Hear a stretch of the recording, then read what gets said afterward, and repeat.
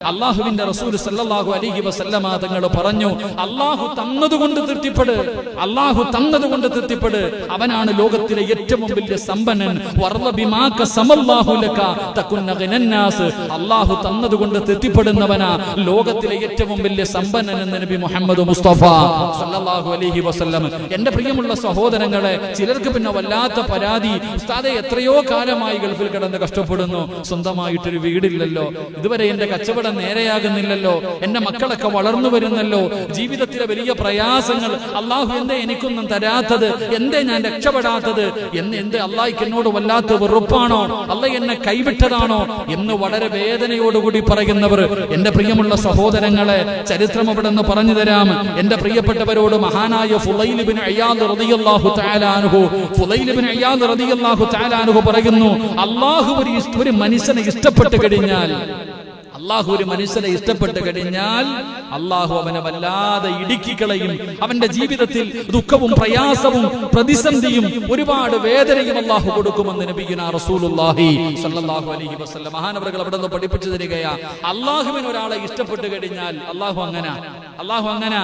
എന്റെ പ്രിയപ്പെട്ടവരെ, നിങ്ങൾ ചിന്തിച്ചു നോക്ക്, ഈ ലോകം തന്നെ സൃഷ്ടിക്കാൻ കാരണക്കാരനായ അഷ്റഫുൽ ഖൽഖി നബി മുഹമ്മദ് മുസ്തഫ, മടുത്ത നബി മുഹമ്മദ് മുസ്തഫ സല്ലല്ലാഹു അലൈഹി വസല്ലമ തങ്ങൾ, ആ പ്രവാചകന്റെ ജീവിതം ഒന്ന് എടുത്തു നോക്കിയാൽ മതി.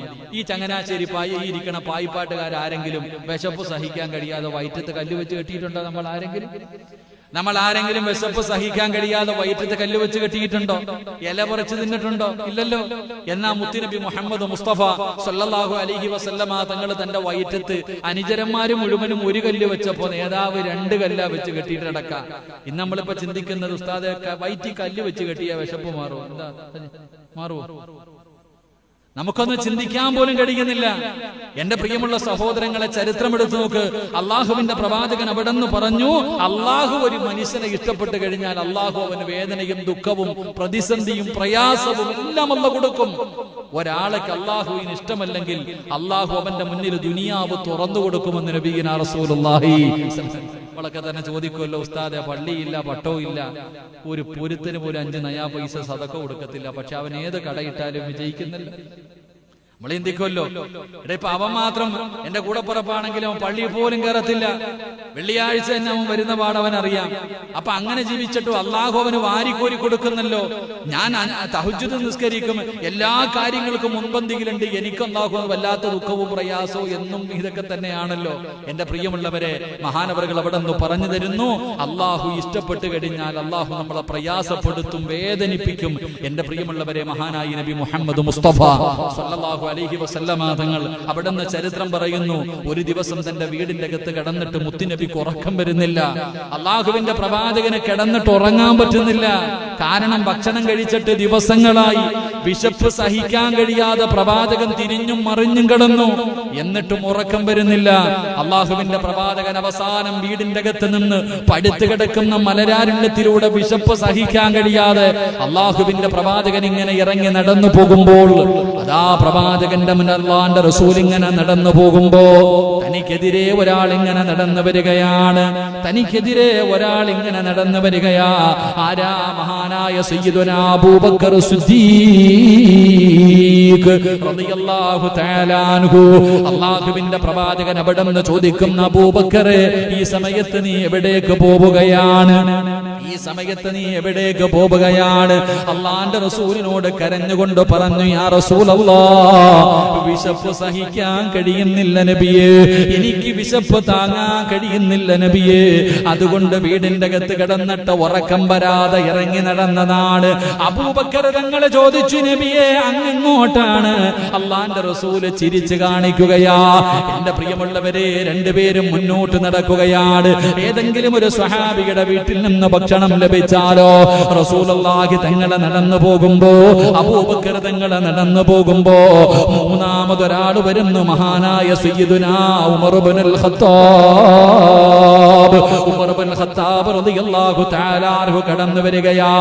അവിടെ നിന്ന് ചോദിക്കുന്നു, ഉമറേ എവിടെ പോവുകയാണ്. നബിയെ വിശക്കുന്നു നബിയെ, ഭക്ഷണം കഴിച്ചിട്ട് ദിവസങ്ങളായി. അള്ളാന്റെ റസൂലിനോട് അവിടെന്ന് പറഞ്ഞു. 3 പേരും കൂടെ അവസാനം ഒരു സ്വഹാബിയുടെ വീട്ടിലേക്ക് കടന്നുപോയി. അവിടെന്ന് കഴിക്കാൻ ആ സ്വഹാബി ഓടിച്ചെന്ന് ഭക്ഷണം എടുത്തു. അള്ളാഹുവിന്റെ പ്രവാചകന്റെ മുന്നിലേക്ക് കൊണ്ടുവച്ചു കൊടുത്തു. അള്ളാഹുവിന്റെ റസൂൽ അതിൽ നിന്നൊരൽപ്പം തന്റെ പൊന്നാര മകളായ ഫാത്തിമയ്ക്ക് കൊടുക്കുന്നതിന് വേണ്ടി എടുത്തു മാറ്റിവെച്ചു. എന്നിട്ട് അബൂബക്കർ തങ്ങളും ഉമർ തങ്ങളും മുത്തുനബിയും കൂടെ ആ കൊണ്ടുവച്ചിരുന്ന ഭക്ഷണം കഴിക്കാൻ തുടങ്ങുമ്പോ അള്ളാന്റെ റസൂൽ അവിടെ നിന്ന് വിളിക്കുന്നു, സ്വഹാബാ, നാളെ അള്ളാഹുവിന്റെ മുന്നിൽ ഇതിനും കണക്ക് പറയണം സ്വഹാബാ. പൊട്ടിക്കരന്നുകൊണ്ട് ചോദിക്കുന്നു, നബിയെ, ദിവസങ്ങൾക്ക് ശേഷം കിട്ടുന്ന ഒരു ഭക്ഷണമാണ്, ഇതിന് പോലും നാളെ പടച്ച റബ്ബിന്റെ മുന്നിൽ കണക്ക് പറയേണ്ടി വരുമോ? അവിടെ നിന്ന് കരഞ്ഞുകൊണ്ട് ഉമർ തങ്ങൾ ചോദിച്ചു എന്ന് ചരിത്രം പറയുമ്പോ അള്ളാഹുവിന്റെ പ്രവാചകൻ റബ്ബിനോട് ദുആ ചെയ്തത് എന്തെന്നറിയുമോ? എനിക്ക് കോടികൾ വേണമെന്നല്ല, എനിക്ക് കൊട്ടാരങ്ങൾ വേണമെന്നല്ല, എനിക്ക് ഒരുപാട് സമ്പത്ത് തരണമെന്നല്ല. ആയിഷ ബീബി റളിയല്ലാഹു തആല അൻഹ പറയുകയാണ്, എന്റെ പ്രിയപ്പെട്ട ഭർത്താവ് ഒരു ദിവസം വീട്ടിലേക്ക് കടന്നു വന്നു. എന്നിട്ട് പറഞ്ഞു, ആയിഷ, കഴിക്കാൻ എന്തെങ്കിലും ഉണ്ടോ ആയിഷ? ഭർത്താവ് വീട്ടിൽ വന്നിട്ട് ഭാര്യയോട് ചോദിച്ചു, കഴിക്കാൻ ഭക്ഷണമുണ്ടോ? ആയിഷ ബീബി അതാ മിണ്ടുന്നില്ല. ആയിഷ ബീബി മിണ്ടുന്നില്ല. അള്ളാന്റെ റസൂല് ചോദിച്ചു, കുടിക്കാൻ ഇത്തിരി വെള്ളമെങ്കിലും ഉണ്ടോ? ആയിഷ ബീബി കരയുകയാണ്. ആയിഷ ബീബി റളിയല്ലാഹു തആല അൻഹ കരയുകയാണ്. അവസാനം പ്രവാചകൻ പറഞ്ഞു, കരയണ്ട. അവസാനം വീടിന്റെ അകത്ത് കയറിയിട്ട് മുത്തുനബി ചുരുണ്ട് കിടക്കുകയാണ്. അള്ളാഹുവിന്റെ പ്രവാചകന്റെ ഒട്ടിക്കിടക്കുന്ന വയറ് കണ്ടപ്പോ ആയിഷ ബീബി റളിയല്ലാഹു തആല അൻഹ ഓടിച്ചെന്നിട്ട് വയറിന്റെ മുകളിൽ കൈവച്ചിട്ട് തലോടുകയാ. അല്ലാഹുവേ, എന്നോട് എന്റെ ഭർത്താവ് ഭക്ഷണം ചോദിച്ചിട്ട് പച്ചവെള്ളം ചോദിച്ചിട്ട് കുടിക്കാൻ കൊടുക്കാനില്ലല്ലോ എന്ന് പറഞ്ഞുകൊണ്ട് വയറ് തടകുമ്പോ ആയിഷ ബീബിയുടെ കണ്ണിൽ നിന്ന് കണ്ണുനീര് താഴെ വീഴുമ്പോ റസൂലുള്ള ഞെട്ടി ഉണർന്നിട്ട് ചോദിക്കുന്നു, ആയിഷ, എന്തിനാണ് ആയിഷ നീ കരയുന്നത്? നബിയെ, അങ്ങയുടെ അവസ്ഥ കണ്ടിട്ടാണ്.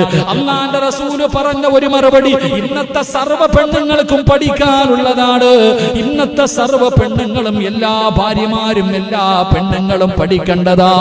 അള്ളാഹുവിന്റെ പ്രവാചകൻ അവിടെ നിന്ന് ചോദിച്ചു, ആയിഷ, കഴിക്കാൻ ഭക്ഷണമില്ലെങ്കിലും നീ എന്റെ കൂടെ ഇല്ലേ ആയിഷ?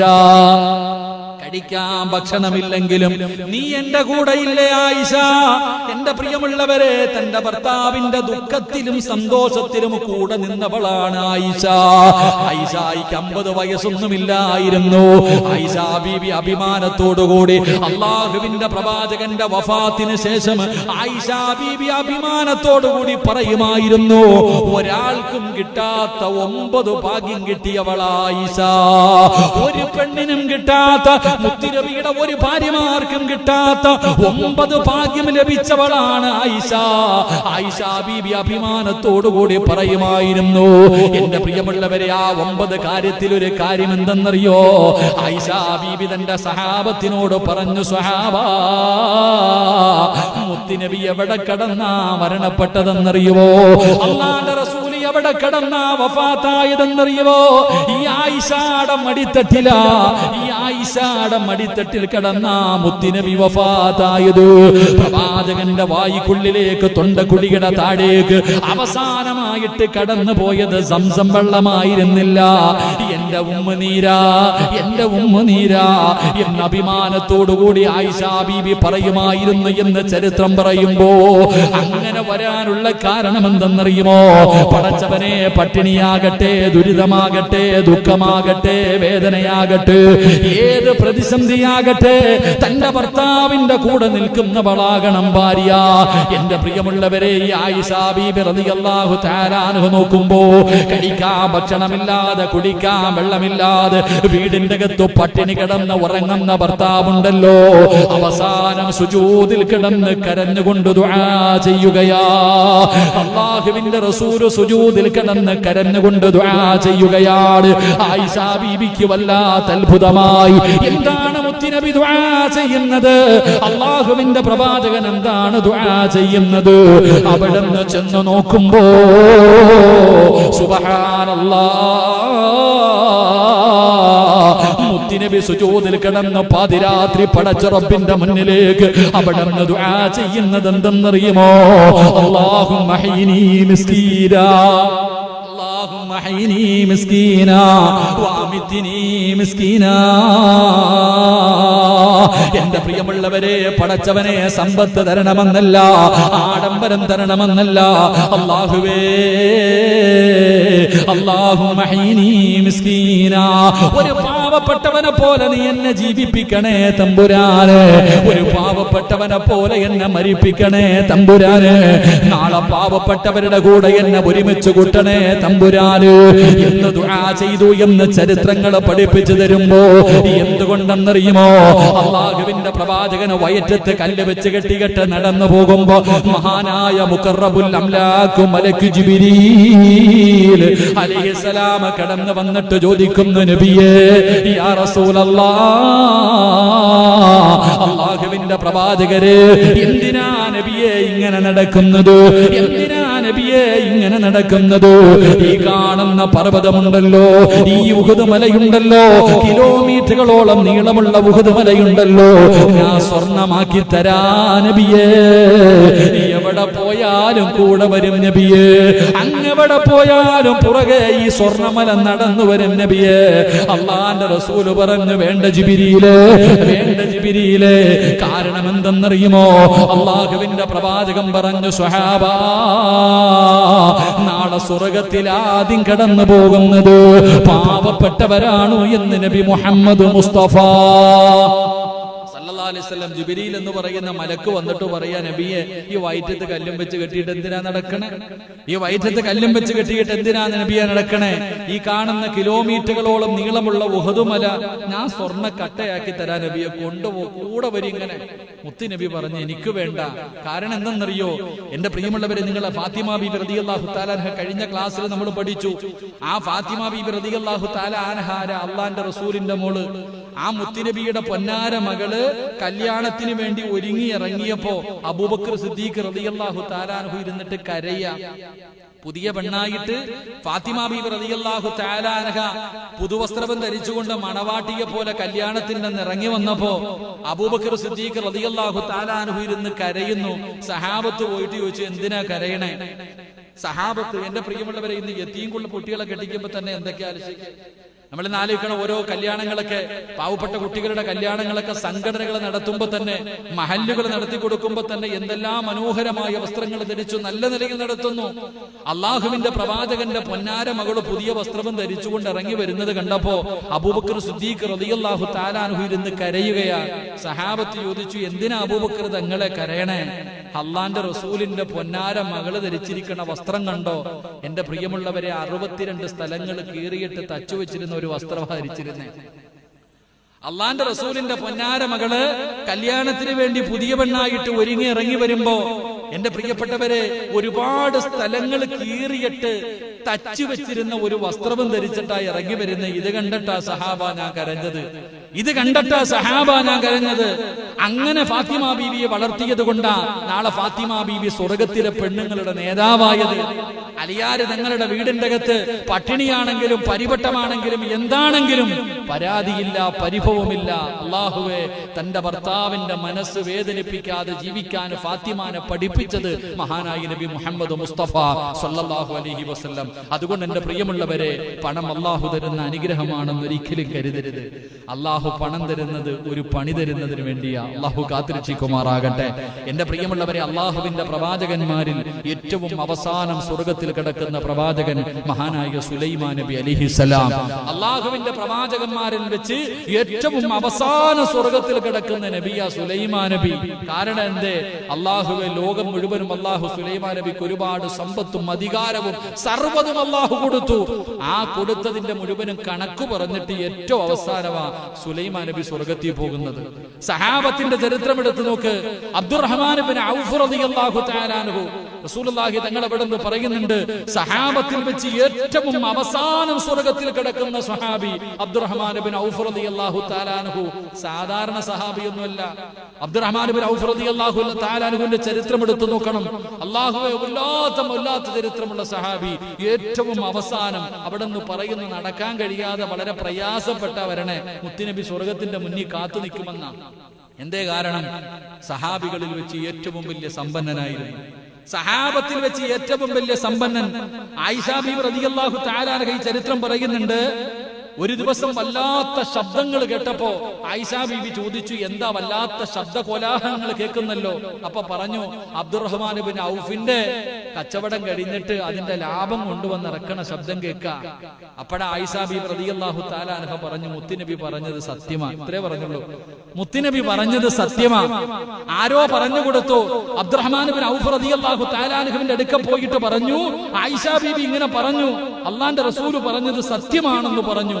അബ്ദുറഹ്മാൻ ഇബ്നു ഔഫ് റളിയല്ലാഹു തആല അൻഹു ഓടി വന്നു ആയിഷ ബീവിയുടെ മുന്നിൽ. ഉമ്മ, എന്തേ ഉമ്മ മുത്തുനബി പറഞ്ഞേ? ആയിഷ ബീവി റളിയല്ലാഹു തആല അൻഹയോട് ചോദിച്ചു, എന്നെ കുറിച്ച് മുത്തുനബി പറഞ്ഞ എന്താ? അവിടെ നിന്ന് പറഞ്ഞു കൊടുത്തു, ഏറ്റവും അവസാനം സ്വർഗത്തിൽ കിടക്കണ നീയാ. അത് കേട്ട ഉടനെ എന്റെ പ്രിയമുള്ളവരെ, ആ കൊണ്ടുവന്നിരുന്ന ഒട്ടകങ്ങൾക്ക്, എത്രയോ ഒട്ടകങ്ങൾക്ക് ചുമക്കാനുള്ള ആ സമ്പാദ്യം മുഴുവനും അള്ളാഹുവിന്റെ ദീനിന് വേണ്ടി സദഖ കൊടുത്തു എന്ന് ചരിത്രം പഠിപ്പിക്കുന്നു. അങ്ങനെ കൊടുത്തിട്ട് പോലും ഏറ്റവും അവസാനമാ കയറുന്നതെങ്കിൽ പായിപ്പാടുകാരൊക്കെ എന്താകും? അള്ളാഹു നമ്മൾ അച്ഛയ്ക്ക് ദശമൊക്കെ ഉണ്ടായിരിക്കണം. നമ്മളെ കൊന്നാലോചിക്കേ, അള്ളാഹുവെ, ആ കൊണ്ടുവന്ന ലാഭം മുഴുവനും കോടിക്കണക്കിന് രൂപ, അത് മുഴുവനും കേട്ട ഉടനെ സദഖ കൊടുത്ത സഹാബി ഏറ്റവും അവസാന സ്വർഗത്തിൽ പോണേ. ഇവിടെ അലമാരിക്കകത്ത് അടുക്കി വെച്ചിരിക്കുന്നവന്റെ ഗതി എന്തായിരിക്കും? അള്ളാഹു നമ്മളെ കാത്തിരക്ഷിക്കുമാറാകട്ടെ. എന്റെ പ്രിയമുള്ളവരെ, പാവപ്പെട്ടവൻ സ്വർഗത്തിൽ കിടന്ന് 50,000 5000 കൊല്ലം കഴിഞ്ഞിട്ട് പണക്കാരൻ സ്വർഗം കാണൂ എന്ന് നബിയുനാ റസൂലുള്ളാഹി സ്വല്ലല്ലാഹു അലൈഹി വസല്ലം. അതുകൊണ്ട് എന്റെ പ്രിയമുള്ള സഹോദരങ്ങളെ, നീ നിന്റെ കുടിലിൽ നോക്ക്. നിനക്ക് മനസമാധാനമില്ലെങ്കിൽ അടുത്തവന്റെ വീട്ടിൽ നോക്കാതെ താഴേക്കുള്ളവന്റെ വീട്ടിലേക്ക് നോക്ക്. അള്ളാഹു നിനക്ക് തന്നതുകൊണ്ട് ഭാര്യ പറയും, എ സി ഇല്ല, 2 നിലയില്ല, മോളെ ആമിന ആ കിടക്കണ കുടില് നോക്ക്. പാവം ബംഗാളികളൊക്കെ അന്യനാട്ടിൽ നിന്ന് വന്ന് ഇവിടെ കിടക്കുന്നില്ല. ആ പാവങ്ങൾ കിടക്കണ ഒരു റൂമിനകത്ത് 10 നീ അത് നോക്ക്. അൽഹംദുലില്ലാഹ്, അത് വെച്ച് നോക്കുമ്പോ അള്ളാഹു നമുക്ക് എന്തെല്ലാം അനുഗ്രഹങ്ങളാ ചെയ്തത് എന്റെ പ്രിയമുള്ള സഹോദരങ്ങളെ. അതുകൊണ്ട് ഞാൻ പറയുന്നത്, അള്ളാഹു തന്നതുകൊണ്ട് തൃപ്തിപ്പെടാതിരിക്കൽ അത് ധിക്കാരമാണ്. അള്ളാഹു എഴുതിയതല്ലേ നമുക്ക് കിട്ടൂ, അള്ളാഹു തീരുമാനിച്ചതല്ലേ നമുക്ക് കിട്ടൂ. അപ്പൊ നമ്മൾ ആ തീരുമാനം, നമ്മൾ അതിനോട് എതിര് പ്രവർത്തിക്കുമ്പോൾ അള്ളാഹുവിന്റെ തീരുമാനത്തോട് യോജിക്കാത്തത് കൊണ്ടാണ്. അതുകൊണ്ട് എന്റെ പ്രിയമുള്ള സഹോദരങ്ങളെ, മഹാനായ ഉമർ ഇബ്നു അബ്ദുൽ അസീസ് റളിയല്ലാഹു തആല അൻഹു, ഉമർ ഇബ്നു അബ്ദുൽ അസീസ് റളിയല്ലാഹു തആല അൻഹു മഹാനവറുകൾ മരണസമയത്ത് കിടന്നു വല്ലാതെ കരയുകയാ. ആരാ ഉമർ ഇബ്നു അബ്ദുൽ അസീസ്? എന്റെ പ്രിയമുള്ളവരെ, ചരിത്രം എടുത്തു നോക്ക്. പള്ളിപ്പറമ്പിലെ ഖബർ പോലും ആ മഹാനോട് സംസാരിച്ചു എന്ന് ചരിത്രം പറയുക. മഹാനായ ഉമർ ഇബ്നു അബ്ദുൽ അസീസ് റളിയല്ലാഹു തആല അൻഹു സാധാരണ ഒരു മനുഷ്യനല്ല. പള്ളിപ്പറമ്പിൽ ഒരു മയ്യത്ത് കബറടക്കാൻ കൊണ്ടുപോയിട്ട് എല്ലാവരോടും പറഞ്ഞു, എല്ലാരും പൊക്കോ, ഞാൻ വരുന്നില്ല, എല്ലാരും പൊക്കോ. എന്നിട്ട് ഞാൻ ഒറ്റയ്ക്ക് മഹാനവറുകൾ ഒരു കബറിന്റെ ചാരത്ത് പോയി ഇങ്ങനെ ഇരുന്നിട്ട് കരയുകയാ. ആ കരച്ചൽ കണ്ടിട്ട് ഉമർ ഇബ്നു അബ്ദുൽ അസീസ് തങ്ങളോട് കബർ തന്നെ ചോദിച്ചു അത്രേ, എന്തേ മിണ്ടാതിരുന്ന് കരയണേന്ന്. കബറിന്റെ ചാരത്ത് കബറിന് നാവുണ്ടെന്ന് നബി മുഹമ്മദ് മുസ്തഫ. നമ്മൾ ഇന്നുവരെ കേട്ടിട്ടുണ്ടോ കബർ സംസാരിക്കും? കബറിന് അള്ളാഹു നാവ് കൊടുത്തിട്ടുണ്ട്. പക്ഷെ ഇപ്പോഴൊന്നും നമ്മൾ കേൾക്കൂല. കേൾക്കുന്ന ഒരു സമയമുണ്ട്. ആ കബർ നമ്മളോട് സംസാരിക്കുന്ന നമ്മൾ ഇന്ന് ആരും കേൾക്കണില്ല. പക്ഷെ കേൾക്കുന്ന ഒരു സമയമുണ്ട്. എപ്പോഴെന്നറിയോ? ഒരു ദിവസം വെള്ള തുണിയിൽ പൊതിഞ്ഞ് ഇവിടെ കൊണ്ടുവരും. വെള്ള തുണിയിൽ പൊതിഞ്ഞ് ഇവിടെ കൊണ്ടുവച്ചിട്ട് എല്ലാരും കൂടെ നിസ്കരിക്കും. നിസ്കാരം കഴിഞ്ഞിട്ട് ആ മയ്യത്ത് പതുക്കെ ഇവിടെ നിന്ന് അങ്ങോട്ട് ഇറക്കുമ്പോ ഖബർ സംസാരിക്കുന്നത് നമുക്ക് നല്ലതുപോലെ കേൾക്കാമെന്ന് നബി മുഹമ്മദ് മുസ്തഫ.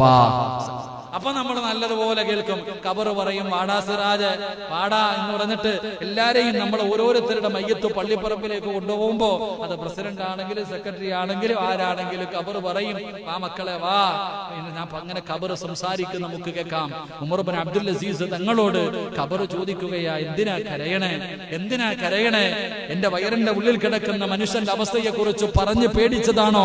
അവിടെ നിന്ന് ഖബർ പോലും സംസാരിച്ചു എന്ന് ചരിത്രം പറയുമ്പോ എന്ന് ചരിത്രങ്ങൾ പറയുമ്പോ ആ ഉമർ ഇബ്നു അബ്ദുൽ അസീസ് റളിയല്ലാഹു തആല അൻഹു മരണത്തോട് മല്ലടിച്ചു കൊണ്ടിരിക്കുന്ന സമയത്ത് കരയുകയാ. ആ കരയുന്നത് കണ്ടപ്പോൾ തന്റെ അനുയായികൾ മുഴുവനും ചുറ്റുഭാഗത്ത് ഒരുമിച്ച് നിൽക്കുകയാണ്. ഉമർ ഇബ്നു അബ്ദുൽ അസീസ് തങ്ങളുടെ സക്കറാത്തിന്റെ അവസ്ഥയിൽ കിടക്കുമ്പോ എന്റെ പ്രിയമുള്ളവരെ എല്ലാവരും ചാരത്ത് ഒരുമിച്ച് നിൽക്കുകയാണ്. എന്നിട്ട് എല്ലാവരും പറഞ്ഞു, മരിക്കാൻ പോകുകയാണല്ലോ, എന്തെങ്കിലും ഒരു ഉപദേശം തരുമോ, എന്തെങ്കിലും ഒരു ഉപദേശം തരുമോ?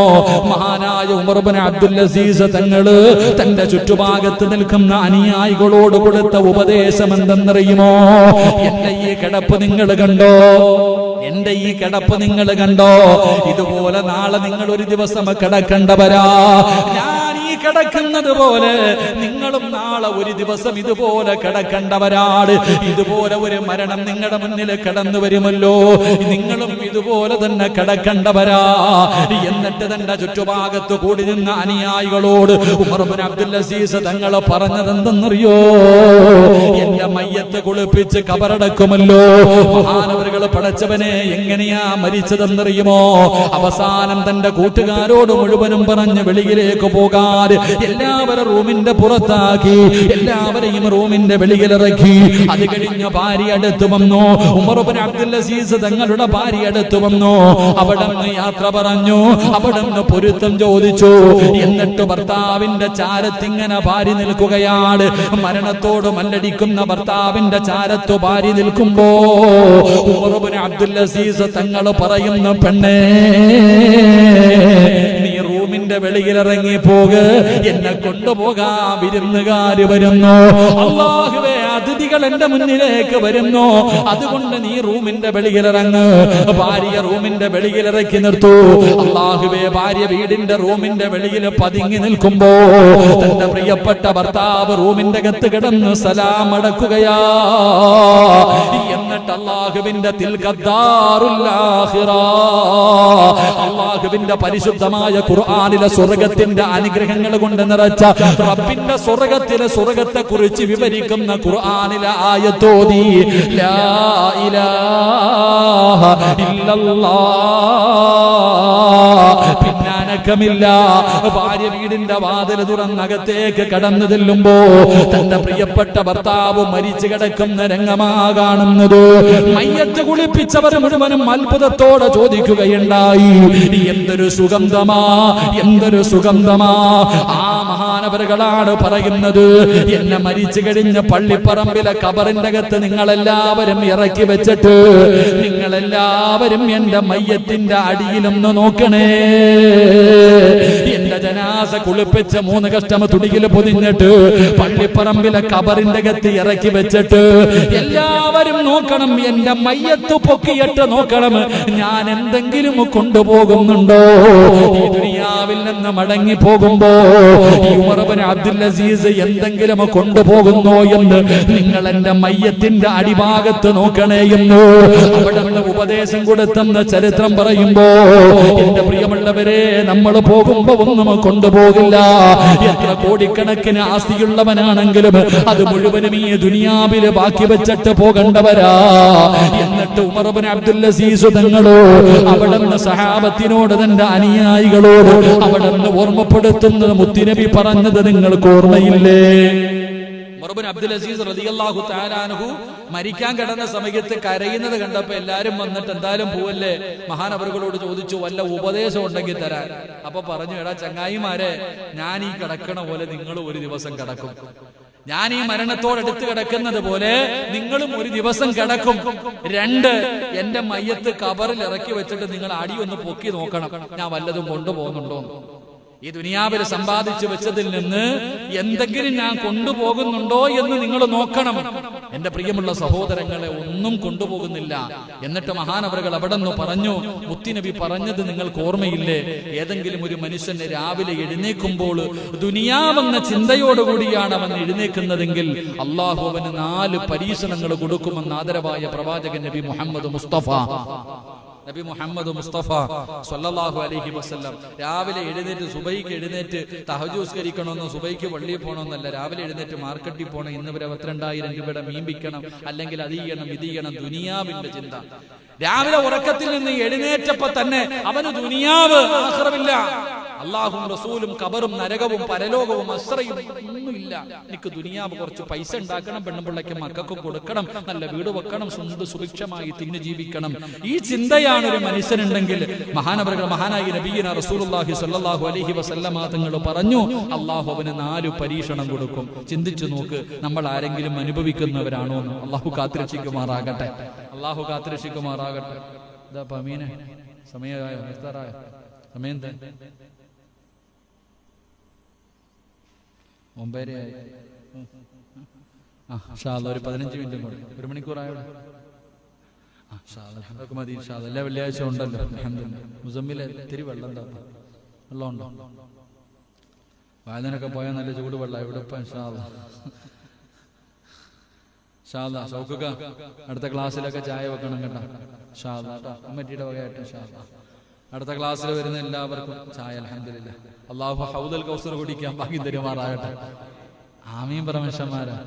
കൊറോണയൊക്കെ എൻ്റെ പണിക്ക് പോകും, കുഴപ്പമൊന്നുമില്ല. ഇൻഷാ അല്ലാഹ് കൂടിപ്പോയാൽ മരിച്ചു പോകും, അത് സമയമായാൽ മതിയല്ലോ. അള്ളാഹു ഷഹീദിന്റെ കൂലിയല്ലേ. എന്നാലും തല ഷഹീദിന്റെ കൂലിയാണല്ലോ. വിപത്തുകൾ വന്ന് മരണപ്പെടുന്നവർക്ക് ഷഹീദിന്റെ കൂലിയുണ്ടെന്ന്. ഓരോ ഭാഗ്യവാന്മാര് അങ്ങനെ പോകുമ്പോ കൊണ്ടുപോയിട്ട് വലിയ കുടിയെടുത്തിട്ട് ആരും കാണാതെ കൊണ്ട് കുഴിച്ചിടാം. എന്താ അങ്ങനെ വലിയ ഭാഗ്യം ലഭിച്ചവരല്ലേ അവരൊക്കെ. ഒരു ഷഹീദിന് അള്ളാഹു കൊടുക്കുന്ന പ്രതിഫലം 70 പേരെ സ്വർഗത്തിൽ കൊണ്ടുപോകാം. ആർക്കറിയാം? നമുക്ക് പറ്റുമോ? ഇപ്പൊ നമ്മൾ ഈ പരിപാടി സംഘടിപ്പിച്ചിരിക്കുന്നു. ഈ കോളേജിൽ നിന്ന് ഹിഫ്ള് പഠിച്ച 40ഓളം വരുന്ന വിദ്യാർത്ഥികളിൽ 11 ഹാഫിളുകളുണ്ട്. ഓന് 40 പേരെ കൊണ്ടുപോകാൻ പറ്റും. അള്ളാഹു ഇപ്പൊ മുസമ്മിൽ ഉസ്താദ് അള്ളാന്റെ ഖുർആൻ പഠിച്ച ആളാണ്. അള്ളാന്റെ ഖുർആൻ പഠിച്ച ഹാഫിളിന് എത്ര പേരെ കൊണ്ടുപോകാൻ? 40 പേരെ. ഷഹീദിനോ 6 രീതിയിൽ മരണപ്പെടുന്നവർക്ക് ഷഹീദിന്റെ കൂലിയുണ്ടെന്ന് ആദരവായ പ്രവാചകൻ നബി മുഹമ്മദ് മുസ്തഫ സല്ലല്ലാഹു അലൈഹി വസല്ലം ആ 6 രീതിയിൽ പറയുന്നുണ്ട്. വിപത്ത് വന്നിട്ട്, ഇത് വിപത്തല്ലേ, വിപത്ത് വന്നിട്ട് മരണപ്പെടുക. എന്റെ പ്രിയമുള്ളവരെ, ഹദീസിന്റെ കിതാബിൽ പ്ലേഗ് രോഗത്തെ കുറിച്ചൊക്കെ പറയുന്നുണ്ട്.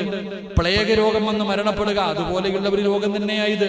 അപ്പൊ അങ്ങനെ വന്ന് മരണപ്പെടുന്നവർ ഷഹീദിന്റെ കൂലിയല്ലേ. അപ്പ അവരെയാണ് 10-20 അടി കുഴിയെടുത്തിട്ട് JCBക്ക് കുഴിയെടുത്ത് ആരെയും കൂട്ടാതെ അള്ളാഹുവെ കൊണ്ടുപോയിട്ട് നടക്കുന്ന ഒരവസ്ഥ. അള്ളാഹു ആലം.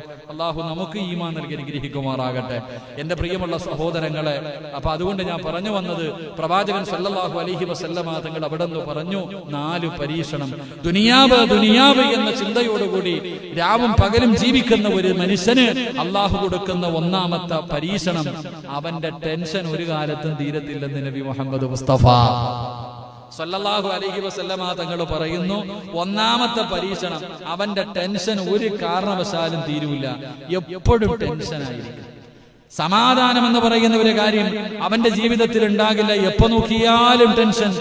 എന്റെ പ്രിയമുള്ള സഹോദരങ്ങൾ, അത് അള്ളാഹു അവന് കൊടുക്കുന്ന പരീക്ഷണമാണെന്ന് നബിയിന റസൂലുള്ളാഹി സ്വല്ലല്ലാഹു അലൈഹി വസല്ലം. അള്ളാഹു കൊടുക്കുന്ന പരീക്ഷണം ടെൻഷനാ. എപ്പോ നോക്കിയാലും ടെൻഷൻ ടെൻഷൻ ടെൻഷൻ, ഇതല്ലാതെ വേറൊന്നുമില്ല. 2, റസൂലുള്ളാഹി സ്വല്ലല്ലാഹു അലൈഹി വസല്ലം തങ്ങൾ പറഞ്ഞു, പടച്ച റബ്ബ് അവന് കൊടുക്കുന്ന 2ാമത്തെ പരീക്ഷണം, ഒരിക്കലും അവന്റെ ജോലി തീരില്ല എന്ന് നബിയിന റസൂലുള്ളാഹി സ്വല്ലല്ലാഹു അലൈഹി വസല്ലം. കഴിക്കാനും കുടിക്കാനും ഉറങ്ങാനും ഒന്നിനും സമയമില്ല. ടെൻഷൻ അടിച്ചുകൊണ്ട് ജീവിക്കുന്ന ഒരവസ്ഥ. എപ്പോഴും 1 ടെൻഷൻ, 2 അവന്റെ ജോലി ഒരിക്കലും തീരില്ല, 3 അള്ളാഹുവിന്റെ പ്രവാചകൻ അവിടെന്ന് പറയുകയാണ്, ദുനിയാവിന്റെ പുറകെ നടക്കുന്നവർ, ദുനിയാവെന്ന ചിന്തയോടുകൂടി നടക്കുന്നവർ, അവർക്ക് അള്ളാഹു കൊടുക്കുന്ന 3ാമത്തെ പരീക്ഷണം എന്തെന്നറിയുമോ? അവന്റെ ദാരിദ്ര്യം ഒരു കാലവും തീരില്ല എന്ന് നബി മുഹമ്മദ് മുസ്തഫ സല്ലല്ലാഹു അലൈഹി വസല്ലമ തങ്ങൾ പറയുന്നവന്റെ ദാരിദ്ര്യം ഒരിക്കലും മാറാത്ത ദാരിദ്ര്യമാണ്, ഒരിക്കലും മാറാത്ത ദാരിദ്ര്യമാണ്. റസൂലുള്ളാഹി പറയുന്ന 4ാമത്തെ ശിക്ഷ എന്തെന്നറിയുമോ?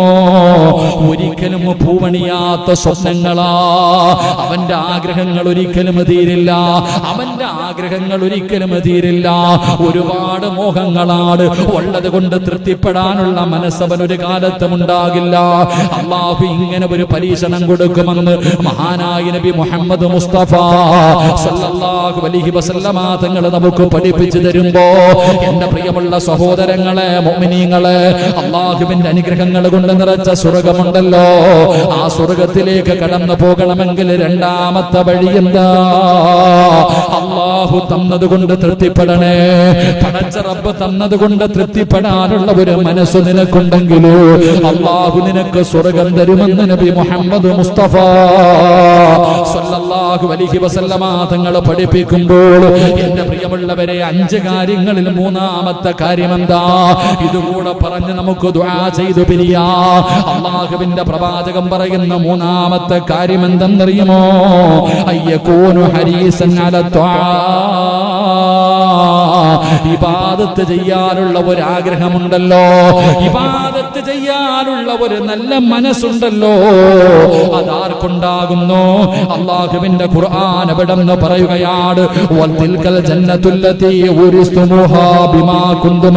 അല്ലാഹുവിന്റെ പരിശുദ്ധമായ ഖുർആനാ പറയുന്നത്, സൽക്കർമ്മങ്ങൾ ചെയ്യാൻ, പടച്ചവനെ നിസ്കരിക്കാനും നോമ്പ് പിടിക്കാനും സദഖ കൊടുക്കാനും സൽക്കർമ്മങ്ങൾ ചെയ്യാനും ആർക്കാണോ മനസ്സുണ്ടാകുന്നത്, അങ്ങനെ നല്ല മനസ്സുണ്ടായി മത്സരിക്കുന്നവരുണ്ടല്ലോ, അവർക്ക് നാളെ സ്വർഗമുണ്ടെന്ന് നബി മുഹമ്മദ് മുസ്തഫ സല്ലല്ലാഹു അലൈഹി വസല്ലമ തങ്ങൾ പറയുന്നു.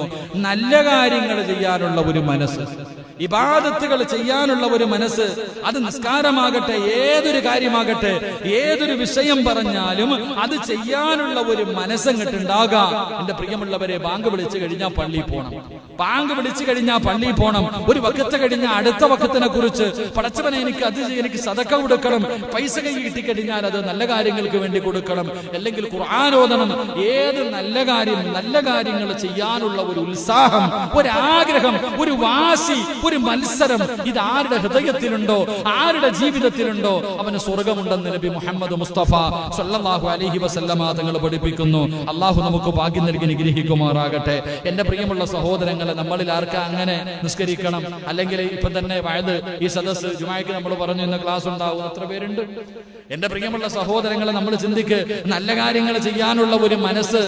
എന്റെ പ്രിയപ്പെട്ടവരെ, നിസ്കാരമാകട്ടെ, ഏതൊരു കാര്യമാകട്ടെ, മഹാനായ അനസ് ബിൻ മാലിക് റളിയല്ലാഹു തആല അൻഹു പറയുകയാ, അനസ് ബിൻ മാലിക് റളിയല്ലാഹു തആല അൻഹു പറയുന്നു, മൻ സല്ലാ ലില്ലാഹി 40 യൗമൻ ഫീ ജമാഅത്തിൻ യദ്രികു തക്ബീറത്തുൽ അവ്വൽ കുതിബ ലഹു ബറാഅതൻ വബറാഅതൻ മിനൻ നാർ വബറാഅതൻ മിനൻ നിഫാഖ് ഖാല നബിയുനാ റസൂലുള്ളാഹി സ്വല്ലല്ലാഹു അലൈഹി വസല്ലം. അനസ് ബിൻ മാലിക് റളിയല്ലാഹു തആല അൻഹു റിപ്പോർട്ട് ചെയ്യുന്ന ഹദീസ്, എന്റെ പ്രിയമുള്ള സഹോദരങ്ങളെ, ആദരവായ പ്രവാചകൻ നബി മുഹമ്മദ് മുസ്തഫ സല്ലല്ലാഹു അലൈഹി വസല്ലമ തങ്ങൾ പറയുന്നു, ഏതെങ്കിലും ഒരു മനുഷ്യൻ, നമ്മുടെ എല്ലാവരും അള്ളാഹുവോട് ദുആ ചെയ്യുന്ന എന്താ? അള്ളാഹുവേ നരകത്തിനെ തൊട്ട് കാക്കണേ പടച്ചവനെ, അള്ളാഹുവേ നരകത്തിൽ നിന്ന് രക്ഷിക്കണേ പടച്ചവനെ. ഞാനും നിങ്ങളും എല്ലാവരും അള്ളാഹുവിനോട് ദുആ ചെയ്യുന്നവരാ. എങ്കിൽ എന്റെ പ്രിയപ്പെട്ടവരെ, മുത്തുനബി സല്ലല്ലാഹു അലൈഹി വസല്ലമ തങ്ങൾ പറഞ്ഞു, ഏതെങ്കിലും ഒരു മനുഷ്യൻ 40 ജമാഅത്ത്, എന്റെ പ്രിയമുള്ള സഹോദരങ്ങളെ, 40 വഖത്ത് നിസ്കാരം, എന്റെ പ്രിയപ്പെട്ടവരെ, 40 ദിവസം ജമാഅത്തായിട്ടുള്ള നിസ്കാരം, അവ്വല് തക്ബീറോടുകൂടി ഇമാം അല്ലാഹു അക്ബർ എന്ന് പറയുമ്പോ ആ 1ാമത്തെ തക്ബീർ മുടങ്ങാതെ 40 ദിവസം ആര് ജമാഅത്തായി നിസ്കരിക്കുന്നുണ്ടോ, അവൻ അല്ലാഹു 2 പ്രതിഫലം കൊടുക്കുമെന്ന് നബി മുഹമ്മദ് മുസ്തഫ സല്ലല്ലാഹു അലൈഹി വസല്ലം. 2 പ്രതിഫലം 40 ദിവസം അവ്വല് തക്ബീർ. കൊല്ലം കിട്ടിയിട്ടുണ്ടോ? നമുക്ക് ആർക്കെങ്കിലും 40 ദിവസം മുടങ്ങാതെ, മുസമ്മിലിനും എല്ലാം കിട്ടിയാലേ കിട്ടാൻ വളരെ കാരണം എന്ന് പറഞ്ഞാൽ അല്ല, ഒരെണ്ണെങ്കിലും പോകും. അത് വെറുതെ ഒന്നും അങ്ങനെ കിട്ടില്ല. വളരെ പിന്നെ മുസമ്മിൽ ഉസ്താദ് 40 ദിവസമായിട്ട് ഇവിടെ തന്നെ ഭാഗം കൊടുത്തിക്കാമത്തുള്ളതുകൊണ്ട് കുഴപ്പമില്ല. എന്റെ പ്രിയപ്പെട്ടവരെ, 40 ദിവസം അവ്വല് തക്ബീർ മുടങ്ങാതെ ജമാഅത്തായി നിസ്കരിക്കുന്ന മനുഷ്യൻ അല്ലാഹ് 2 പ്രതിഫലം കൊടുക്കും. 1, അവനെ നരകത്തിന്റെ തീ തൊടില്ല എന്ന് നബി മുഹമ്മദ് മുസ്തഫ സല്ലല്ലാഹു അലൈഹി വസല്ലമ തങ്ങൾ പറഞ്ഞു, നരകത്തിന്റെ തീ, അല്ലാഹുവേ നരകത്തിന്റെ തീ അവന്റെ ശരീരത്ത് തൊടില്ല, നരകത്തിന്റെ തീ ആ മനുഷ്യനെ തൊടില്ല. 2, മുത്തുനബി പറഞ്ഞു, വബറാഅത്തും മിനൻ നിഫാഖ്, നിഫാഖ്, അള്ളാഹുവിന്റെ റസൂൽ പറഞ്ഞ കാപട്യത്തിൽ നിന്ന് അള്ളാഹു ആ മനുഷ്യന് സംരക്ഷണം കൊടുക്കുമെന്ന് നബി മുഹമ്മദ് മുസ്തഫ. എന്റെ പ്രിയപ്പെട്ട സഹോദരങ്ങളെ, ഇപ്പൊ പലരും മുനാഫിക്കുകളായിക്കൊണ്ടിരിക്കുക, പള്ളിയൊന്നും ഇല്ലല്ലോ. എന്റെ പ്രിയപ്പെട്ടവരെ, നമ്മൾ വിചാരിച്ചിരിക്കുന്നത് നരകത്തിലെ ഏറ്റവും വലിയ ശിക്ഷ കാഫിരീങ്ങൾ കാണുന്ന അല്ല. കള്ളുകുടിയനും പെണ്ണുപിടിയനൊന്നുമല്ല. നരകത്തിൽ അള്ളാഹു ഏറ്റവും വലിയ ശിക്ഷ കൊടുക്കുന്നത് മുനാഫിക്കിനാണെന്ന് നബി മുഹമ്മദ് മുസ്തഫ സല്ലല്ലാഹു അലൈഹി വസല്ലം. അള്ളാഹു നമ്മളെ കാത്തിരക്ഷിക്കുമാറാകട്ടെ. അള്ളാഹു നമ്മളെ കാത്തിരക്ഷിക്കുമാറാകട്ടെ. എന്റെ പ്രിയമുള്ള സഹോദരങ്ങളെ, മത്സരിക്ക് 40 ദിവസം ഇൻഷാ അല്ലാഹ്.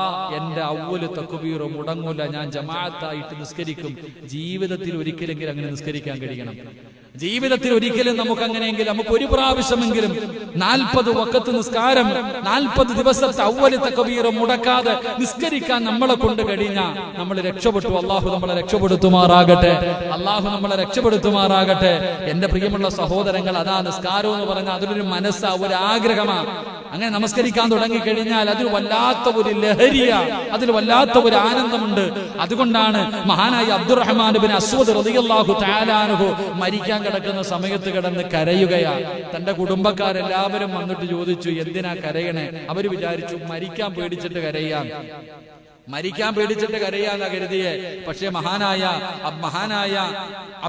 അബ്ദുറഹ്മാൻ ബിൻ അസ്വദ് റളിയല്ലാഹു തആല അൻഹു പറഞ്ഞു, ഇനി മുതൽ നിസ്കരിക്കാൻ പറ്റത്തില്ലല്ലോ, അത് ഓർത്തിട്ട് കരയാ. മരിച്ചു കഴിഞ്ഞാൽ നിസ്കരിക്കാൻ പറ്റില്ലല്ലോ.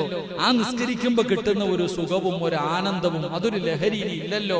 മരിച്ചു കഴിഞ്ഞാൽ നിസ്കരിക്കാൻ പറ്റില്ലല്ലോ, അത് ഓർത്തിട്ടാ ഞാൻ കരയുന്നത് എന്ന് മഹാനവറുകൾ പറയുമ്പോ എന്റെ പ്രിയമുള്ള സഹോദരങ്ങളെ, ആ നമസ്കാരത്തിനൊരു ലഹരിയുണ്ട്. അത് വല്ലാതെ, അത് അള്ളാഹുവുമായിട്ടുള്ള ഒരു മുനാജാത്താണല്ലോ. പടച്ച റബ്ബിന്റെ മുന്നിൽ, അള്ളാഹ് നമ്മുടെ കണ്ണിന്റെ മുന്നിൽ വന്ന് നിൽക്കുമ്പോ റബ്ബുമായിട്ടുള്ള ആ ഒരു സംഭാഷണം, എന്റെ പ്രിയമുള്ളവരെ, അത് വല്ലാത്തതാ. അത് അനുഭവിക്കാൻ അള്ളാഹു നമുക്ക് ഭാഗ്യം നൽകി അനുഗ്രഹിക്കുമാറാകട്ടെ. എന്റെ പ്രിയമുള്ള സഹോദരങ്ങളെ, ഓരോ വഖത്ത് നിസ്കാരത്തിനും വലിയ വലിയ മഹത്വങ്ങളാവുള്ളേ. നമ്മൾ നമസ്കരിക്കുന്ന ഓരോ വഖത്തുകൾക്കും വല്ലാത്ത പ്രതിഫലം. ഹദീസിന്റെ കിതാബിൽ കാണാം, ദുഹറിന്റെ സമയത്തുള്ള നമസ്കാരം, ദുഹർ നമസ്കാരം. നമ്മളൊക്കെ ജമാഅത്തായിട്ട് ദുഹർ നമസ്കരിക്കുമല്ലോ. ആ നമസ്കാരത്തെ കുറിച്ച് പറയുന്നത്, ആ ദുഹറിന്റെ സമയത്താണ് എന്റെ പ്രിയപ്പെട്ടവരെ നരകം ആളിക്കത്തുന്ന സമയം. ആ ദുഹറിന്റെ സമയം, ആ നട്ടുച്ച സമയം നരകം വല്ലാതെ ആളിക്കത്തുന്ന സമയമാണ്. നരകം വല്ലാതെ ആളിക്കത്തുന്ന സമയം. ആ സമയത്ത് ഏതെങ്കിലും ഒരു മനുഷ്യൻ നിസ്കരിക്കുകയാണെങ്കിൽ, ഏതെങ്കിലും ഒരു മനുഷ്യൻ ആ ദുഹർ നമസ്കാരം നമസ്കരിക്കുകയാണെങ്കിൽ, മാതാവ് പ്രസവിച്ചതുപോലെ, നമ്മുടെ ഉമ്മ പ്രസവിച്ചതുപോലെ അള്ളാഹു നമ്മുടെ പാപങ്ങൾ കഴുകിക്കളയും, പുറത്തു തരുമെന്ന് നബിയുനാ റസൂലുള്ളാഹി സ്വല്ലല്ലാഹു. ഒരു മനുഷ്യൻ ലുഹർ നിസ്കരിച്ചാൽ, ജമാഅത്തായി ലുഹർ നിസ്കരിക്കുമ്പോ ആ ലുഹറിന്റെ സമയത്ത് നരകം ഇങ്ങനെ ആളിക്കത്ത.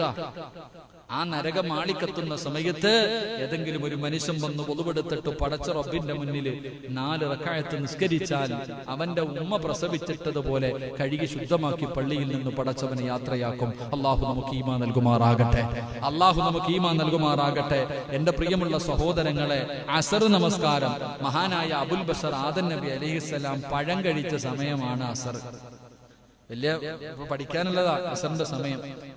ആദം നബി അലൈഹിസ്സലാം ആ അസറിന്റെ സമയത്താണ് സ്വർഗത്തിൽ നിന്ന് പഴമെടുത്ത് കഴിച്ചത്. എന്റെ പ്രിയപ്പെട്ടവരെ, അതുകൊണ്ട് അസർ നമസ്കാരം ഏതെങ്കിലും ഒരു മനുഷ്യൻ നിസ്കരിച്ചു കഴിഞ്ഞാൽ അള്ളാഹു അവന്റെ ശരീരത്തിന് ആരോഗ്യം കൊടുക്കും, അവന്റെ ശരീരം നരകത്തിൽ നിന്ന് രക്ഷപ്പെടുത്തുമെന്ന് നബി മുഹമ്മദ് മുസ്തഫ. എത്ര സത്യവാ! ഇപ്പൊ മനസ്സിലായോ അസറിന് ശേഷമുള്ള ഓട്ടമൊക്കെ? സുബൈക്ക് ശേഷം കിടന്ന് ഓടുന്ന മഹാന്മാരുണ്ടല്ലോ. സത്യത്തിൽ അസറിന് ശേഷമാണ് എന്ത് ചെയ്യേണ്ടത്? എക്സസൈസ് ചെയ്യേണ്ടത്. കാരണം അതുകൊണ്ടാണ് ഞങ്ങളൊക്കെ പഠിക്കുന്ന കാലത്ത് ഉസ്താദന്മാരൊക്കെ അസറിന് ശേഷം ഏത് കോളേജിൽ നോക്കിക്കോ, എല്ലാ കോളേജിലും അസറിന് ശേഷം പഠിത്തം നഹിഹെ. ആ സമയത്ത് എക്സസൈസ്, കളിയൊക്കെയാ. എന്റെ പ്രിയപ്പെട്ട സഹോദരങ്ങളെ, അസർ നമസ്കാരം ഉപേക്ഷിക്കുന്നവന്റെ ആരോഗ്യം അള്ളാഹു നഷ്ടപ്പെടുത്തി കളയുമെന്ന് നബി മുഹമ്മദ് മുസ്തഫ. അസർ നമസ്കാരം ഉപേക്ഷിച്ചു കഴിഞ്ഞാൽ അവന്റെ ആരോഗ്യം നഷ്ടപ്പെട്ടു പോകും. അപ്പൊ അസർ നമസ്കരിച്ചു കഴിഞ്ഞാൽ അള്ളാഹു അവൻ ആരോഗ്യവും കൊടുക്കും. അവൻ അള്ളാഹു രോഗിയാക്കില്ല, അവൻ ആരോഗ്യവും കൊടുക്കും, നരകമോചനവും കൊടുക്കും. അള്ളാഹു നമുക്ക് ഈമാൻ നൽകി അനുഗ്രഹിക്കുമാറാകട്ടെ. എന്റെ പ്രിയമുള്ള സഹോദരങ്ങളെ, മഗ്രിബ് നമസ്കാരം, മഗ്രിബ് നമസ്കാരം അള്ളാഹുവിന്റെ റസൂൽ അവിടെ നിന്ന് പറഞ്ഞു സല്ലല്ലാഹു അലൈഹി വസല്ലം, ആദം നബി അലൈഹിസ്സലാമിന്റെ തൗബ സ്വീകരിച്ചത് എപ്പോഴാണ്? മഗ്രിബിന്റെ സമയത്ത്. ആദം നബി അലൈഹിസ്സലാം, എന്റെ പ്രിയപ്പെട്ട സഹോദരങ്ങളെ, ആദം നബിയുടെ തൗബ 300 വർഷക്കാലം ഭൂമിയുടെ നാനാഭാഗങ്ങളിൽ സ്വർഗത്തിൽ നിന്ന് പഴം കടിച്ചതിന്റെ പേരിൽ പടച്ച റബ്ബിന്റെ മുന്നിൽ പൊട്ടിക്കരഞ്ഞ് തൗബ ചെയ്തുകൊണ്ട് നടന്ന ആദം നബിയുടെ തൗബ സ്വീകരിച്ചത് മഗ്രിബിന്റെ സമയത്താണ്. അതുകൊണ്ട് ഏതെങ്കിലും ഒരു മനുഷ്യൻ മഗ്രിബ് നമസ്കരിച്ചിട്ട് ദുആ ചെയ്താൽ അവന്റെ ചോദ്യത്തിന് ഉത്തരമുണ്ടെന്ന് നബി മുഹമ്മദ് മുസ്തഫ. അതുകൊണ്ടാ പണ്ട് മുതലേ മഗ്‌രിബിന്റെ മുമ്പേ ഒതുവെടുത്തിട്ട് പ്രായമുള്ളവരൊക്കെ പള്ളികളിലൊക്കെ നേരത്തെ കാലത്തെ കയറിയിരുന്ന് ദിക്റ് പറയും, അങ്ങനെയുള്ള ഇബാദത്തുകളൊക്കെ ഉണ്ടായിരുന്നു. ഇപ്പൊ ഒന്നുമില്ല, ബാങ്ക് വിളിക്കും, നിസ്കരിക്കും, സുന്നത്തും ഇല്ല, ഓട്ടം തന്നെ. എവിടാപ്പാ? പണ്ടൊക്കെ മഗ്‌രിബ് നമസ്കാരം കഴിഞ്ഞാൽ 6 മണിയായാൽ എല്ലാവരും വീടിനകത്ത് കയറിക്കൊള്ളണം, എല്ലാ കലാപരിപാടികളും അവസാനിപ്പിച്ച് മഗ്‌രിബിന്റെ തൊട്ടു മുമ്പിരുന്ന് ദിക്റ് പറഞ്ഞ് ഫർദ് നിസ്കരിച്ച് വാക്കിയ ഓതി, സജദ ഓതി, മുൽക്ക് ഓതി, യാസീൻ ഓതി ദുആ ചെയ്യുമായിരുന്നു. ഇപ്പം വേറെ പലതും ഓതുന്നേ. അള്ളാഹു കാത്തിരക്ഷിക്കുമാറാകട്ടെ. എന്റെ പ്രിയമുള്ള സഹോദരങ്ങളെ, മഗ്‌രിബ് നമസ്കാരം കഴിഞ്ഞിട്ടുള്ള പ്രാർത്ഥന, ആ പ്രാർത്ഥനയ്ക്ക് ഉത്തരമുണ്ട്, പാഴാക്കി കളയരുത്. അള്ളാഹു നമുക്ക് ഈമാൻ നൽകി അനുഗ്രഹിക്കുമാറാകട്ടെ. എന്റെ പ്രിയമുള്ള സഹോദരങ്ങളെ, ഇശാ നമസ്കാരം ഖബറിന്റെയും നാളത്തെ പരലോകത്തെ അന്ത്യനാളിന്റെയും ഇരുളാണ് നമ്മളെ ഓർമ്മപ്പെടുത്തുന്നത്. ഇശാ നമസ്കാരമൊക്കെ ഇരുള്, വല്ലാതെ ഇരുളാണല്ലോ. അപ്പൊ ആ ഇശാ നമസ്കാരം നമ്മളെ ഓർമ്മപ്പെടുത്തുന്നത് പള്ളിപ്പറമ്പിലെ ഖബറിന്റെ അകത്തുള്ള ഇരുളിനെയാണ് ഓർമ്മപ്പെടുത്തുന്നത്. അപ്പൊ ഇശാ നമസ്കാരം ഏതെങ്കിലും ഒരു മനുഷ്യൻ നിസ്കരിച്ചാൽ അവന്റെ ഖബറും മുഖവും അള്ളാഹു പ്രകാശിപ്പിക്കുമെന്ന് ആദരവായ പ്രവാചകൻ നബി മുഹമ്മദ് മുസ്തഫ സല്ലല്ലാഹു അലൈഹി വസല്ലം മരിച്ചു കിടക്കുമ്പോ ചിരിച്ചുകൊണ്ടും കിടക്കാം, ഖബറിന്റെ അകത്ത് പോയി കിടക്കുമ്പോ പ്രകാശവും അള്ളാഹു നൽകും. അള്ളാഹു നൽകി അനുഗ്രഹിക്കുമാറാകട്ടെ. എന്റെ പ്രിയമുള്ള സഹോദരങ്ങളെ, സുബഹി വല്ലാതെ പ്രയാസമുള്ള നമസ്കാരമാണ്. കാരണം നല്ല ഉറക്കത്തിൽ കിടക്കുന്ന നമസ്കാരമാണ്. ഏതെങ്കിലും ഒരു മനുഷ്യന് സുബഹി നമസ്കാരം ജമാഅത്തായി നിസ്കരിച്ചാൽ അള്ളാഹു അവനെ മുനാഫിക്കീങ്ങളിൽ നിന്ന് രക്ഷപ്പെടുത്തും. അതുപോലെ തന്നെ നരകമോചനം നൽകി സ്വർഗം നൽകുമെന്ന് ഹദീസിന്റെ കിതാബിൽ കാണാം. അള്ളാഹു 5 വഖത്ത് നിസ്കരിക്കാനുള്ള ഭാഗ്യം അള്ളാഹു നമുക്ക് നൽകി അനുഗ്രഹിക്കുമാറാകട്ടെ. അതുകൊണ്ട് എന്റെ പ്രിയമുള്ള